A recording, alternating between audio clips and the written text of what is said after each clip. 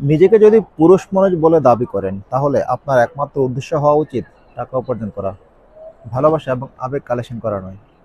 ভালোবাসা এবং আবেগ একটা মুহূর্তে ফুরিয়ে যায়, কোনো কিছু তখন আপনাকে দিতে পারে না, একমাত্র টাকা সবকিছু সবসময় দিতে পারে। টাকা একমাত্র মৃত মানুষকে জীবন দিতে পারে না, কিন্তু মুমূর্ষু অবস্থায় আইসিইউতে থাকা মানুষটা জীবনটাকে স্ট্রং করে দিতে পারে, যদি সৃষ্টিকর্তা সহায় হন।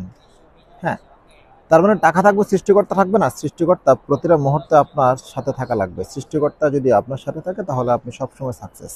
কিন্তু সাকসেসের পাশাপাশি টাকাটা খুব বেশি জরুরি। সৃষ্টিকর্তার পরবর্তী অপশন টাকা। যদি আপনি সুন্দরভাবে নিজের কমিউনিটি মেনটেন করতে চান, অনেকগুলো বন্ধু বান্ধব মেনটেন করতে চান, আপনার আত্মীয় স্বজনকে মেনটেন করতে চান, টাকার বিকল্প এ পর্যন্ত আমার এই বয়সে আমি কিছুই পাইনি।